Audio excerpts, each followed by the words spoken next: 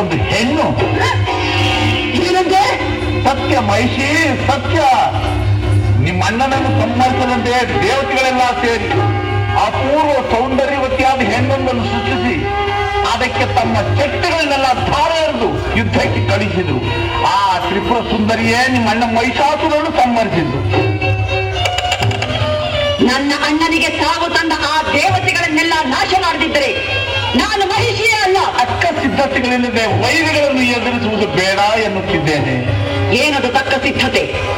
ದೇವತೆಗಳು ಸಾವನ್ನು ಗೆದ್ದವರು, ಅವರನ್ನು ಎದುರಿಸಬೇಕಾದ್ರೆ ನೀನು ಸಾವನ್ನು ಗೆಲ್ಲಬೇಕು. ಸಾವನ್ನು ಗೆಲ್ಲುವುದು ಹೇಗೆ? ವರದಿಂದ.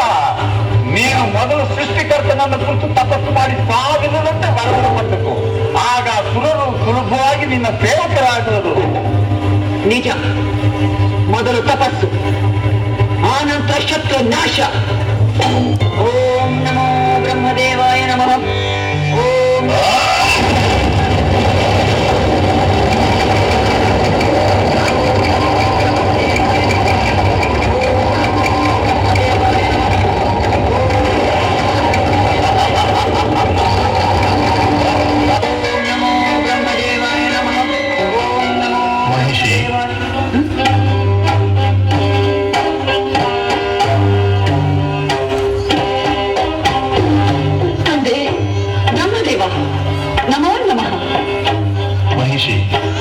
ನಿನ್ನ ತಪಸ್ಸಿಗೆ ಮೆಚ್ಚಿದೆ.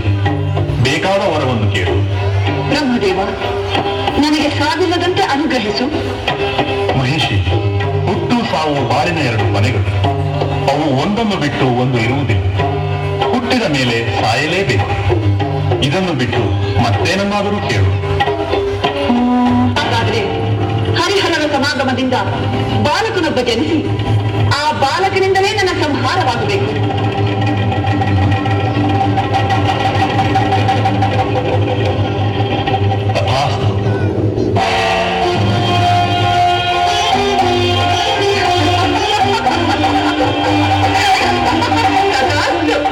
ಅಯ್ಯೋ ಬ್ರಹ್ಮದೇವ, ದಾನವರೆಂದರೆ ಬುದ್ಧಿಹೀನರೆಂದುಕೊಂಡೆಯ? ಹರಿಯೂ ಗಂಡು, ಹರನೂ ಗಂಡು. ಇವರಿಬ್ಬರ ಸಮಾಗಮದಿಂದ ಶಿಶುವಾಗುವುದೆಂದರೇನು? ಅದು ನನ್ನನ್ನು ಕೊಲ್ಲುವುದೆಂದರೇನು? ನನಗಿನ್ನು ಸಾವಿಲ್ಲ, ನನಗಿನ್ನು ಹೋಗವಿಲ್ಲ.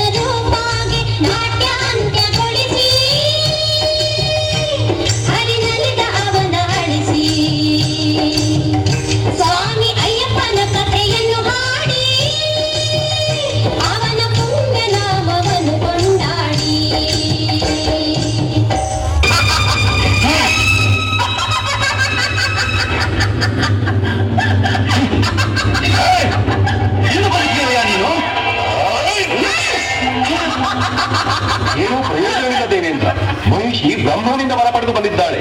ನೀನಾಗಲಿ ನಿನ್ನ ವಜ್ರಾಯುಧವಾಗಲಿ ಅವರನ್ನೇನೂ ಮಾಡಲಾಗದು.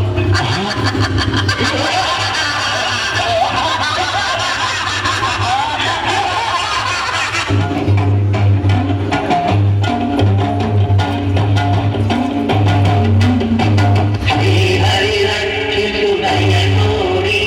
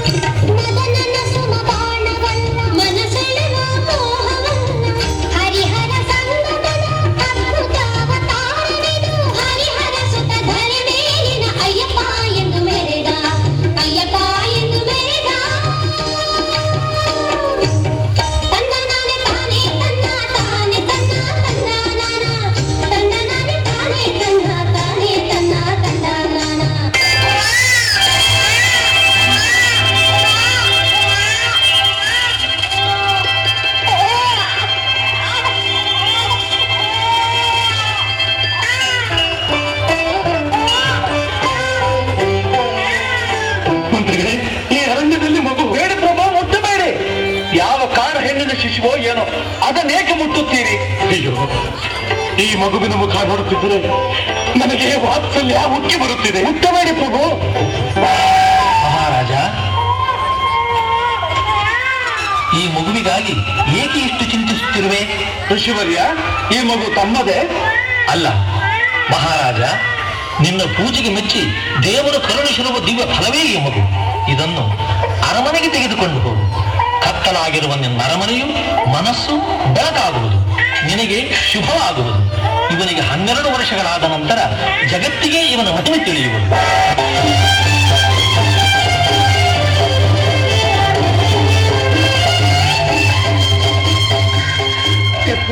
ದೇವಿ, ನೋಡಿದೆಯಾ ಈ ಮಗುವನ್ನು?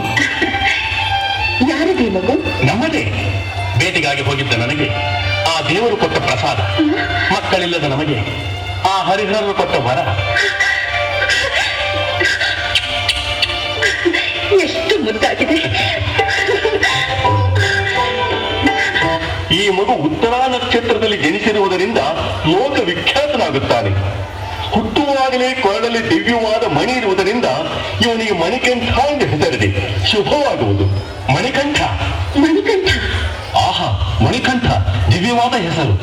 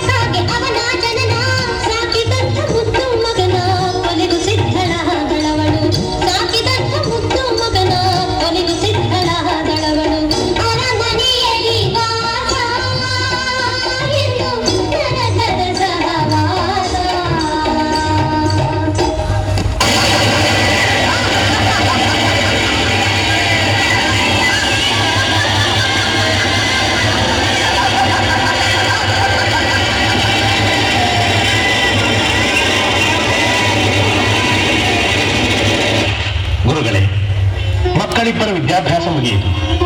ಆದಷ್ಟು ಬೇಗ ಶುಭ ಲಗ್ನವೊಂದನ್ನು ನೋಡಿ ನಮ್ಮ ಮಣಿಕಂಠನಿಗೆ ಯುವರಾಜ ಪಟ್ಟಾಭಿಷೇಕ ಮಾಡಬೇಕೆಂದಿದ್ದೆ. ಪ್ರಭು, ಪಟ್ಟಾಭಿಷೇಕಕ್ಕೆ ಈಗ ಅವಸರವೇನು? ನಾರಾಯಣ ನಾರಾಯಣ ನಾರಾಯಣ. ನಾರದ ಮುನಿಗಳೇ, ನಿಮ್ಮನ್ನೇ ಜ್ಞಾಪಿಸಿಕೊಳ್ಳುತ್ತಿದ್ದೆ. ನನ್ನನ್ನೇ? ಆಶ್ಚರ್ಯವಾಗಿದೆಯೇ? ಅನವರತ ಅಪ್ಸರಿನ ಆನಂದನಾಟ್ಯದಲ್ಲಿ ಮೈ ಮರೆಯಬೇಕಾದ ಸುರಪತಿಗೆ ಈ ಬಡಮನಿಯ ನೆನಪೆ. ವಜ್ರಾಯುಧಕ್ಕಿಂತ ಕಠಿಣವಾಗಿದೆ ನಿಮ್ಮ ವಾಗ್ಬಾಣ. ನನ್ನ ವೇದನೆ ನನಗೆ. ವೇದನೆ? ನಾರಾಯಣ, ವೇದನೆಗೇನಾಯ್ತು ಈಗ? ಇನ್ನೇನಾಗಬೇಕು? ಮಣಿಕಂಠನ ಪಟ್ಟಾಭಿಷೇಕಕ್ಕೆ ಸಕಲ ಸಿದ್ಧತೆಗಳು ನಡೆಯುತ್ತಿವೆ.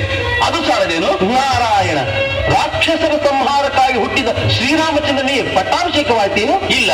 ಇದು ಹಾಗೆ ಹರಿಹರ ಪುತ್ರ ಹುಟ್ಟಿರುವುದೇ ಮಹಿಷಿಯ ಸಂಹಾರಕ್ಕೆ. ಪಟ್ಟಾಭಿಷೇಕ ಮಾಡಿಸಿಕೊಂಡು ರಾಜ್ಯವನ್ನು ಆಳುವುದಕ್ಕಲ್ಲ. ಮುಂದೇನಾಗುವುದೆಂದು ನೀವೇ ನೋಡು. ಏನು ಹೇಳಿ? ಮಹಾರಾಜರು ಮಣಿಕಂಠನಿಗೆ ಯುವರಾಜ ಪಟ್ಟಾಭಿಷೇಕ ಮಾಡಬೇಕೆಂದಿದ್ದಾರೆ. ಬಹಳ ಸಂತೋಷ. ಸಂತೋಷವೇ? ಅಯ್ಯೋ ದೇವರೇ, ಸಂಕಟ ಪಡಬೇಕಾದ ವಿಷಯಕ್ಕೆ ಸಂತೋಷ ಪಡುತ್ತಿದ್ದೀರಲ್ಲ. ಮಂತ್ರಿಗಳೇ, ಏನು ಹೇಳ್ತಿದ್ದೀರಿ?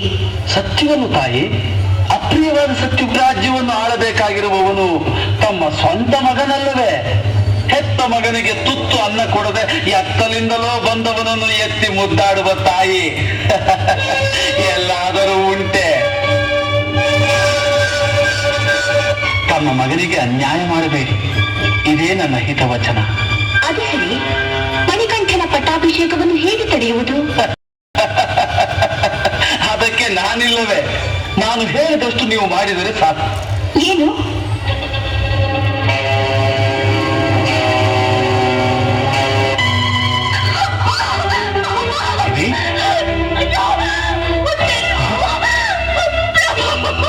ದೇವಿ, ದೇವಿ, ಏನಾಯ್ತು?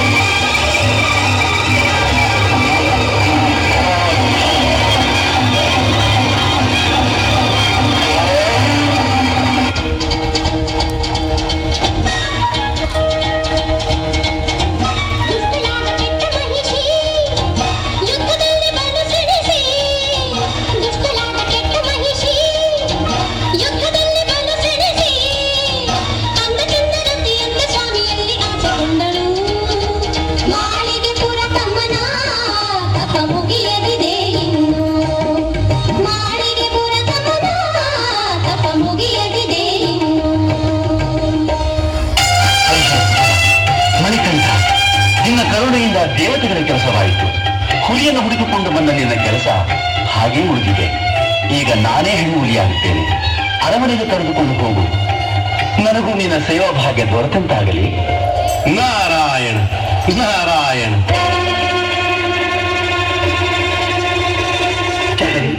ನಿನ್ನ ಇಷ್ಟ ಸಿದ್ಧಿಸಲಿ. ನೀನು ತಪಸ್ಸು ಮಾಡಿದ ಈ ಸ್ಥಳ ಇಂದಿನಿಂದ ಶಬರಿಮಲೆ ಎಂದೇ ಪ್ರಸಿದ್ಧಿಯಾಗುವುದು. ಅಷ್ಟು ಸಾಲದು ತಂದೆ. ನೀನು ಅನವರತ ಈ ಗಿರಿಯಲ್ಲಿಯೇ ನೆಲೆಸಬೇಕು. ಶರಣು ಎಂದು ಬಂದವರ ಕಷ್ಟಗಳನ್ನು ನಿವಾರಿಸಿ ನೆಮ್ಮದಿ ಕೊಡಬೇಕು ತಂದೆ. ಆಗಲಿ, ನಿನ್ನಿಷ್ಟದಂತೆ ಆಗಲಿ. ನೀನು 18 ಬಾರಿ ಪ್ರದಕ್ಷಿಣೆ ಮಾಡಿ ನಮಸ್ಕರಿಸಿ ಬೇಡಿದ ಬೇಡಿಕೆಯಂತೆ ನಾನು ಇನ್ನು ಮುಂದೆ ಈ ಶಬರಿಮಲೆಯಲ್ಲೇ ನೆಲೆಸುವೆನು. ನನ್ನ ಮಂದಿರಕ್ಕೆ 18 ಮೆಟ್ಟಿಲುಗಳಿದ್ದು ಅವು 18 ಸಿದ್ಧಿಗಳ ಸಂಕೇತವಾಗಿರುವವು. ಬರುವ ಭಕ್ತರು ಪ್ರತಿ ವರ್ಷವೂ ಒಂದೊಂದು ಸಿದ್ಧಿಯನ್ನು ಪಡೆಯುವರು. 18 ವರ್ಷಗಳು ನಿರಂತರವಾಗಿ ಈ ಪುಣ್ಯ ಭೂಮಿಗೆ ಬಂದು ದರ್ಶನ ಮಾಡಿದವರು ಸಿದ್ಧ ಪುರುಷರಾಗಿ ಮೋಕ್ಷವನ್ನು ಪಡೆಯುವರು. ಧನ್ಯವಾದೆ ತಂದೆ, ಧನ್ಯವಾದೆ.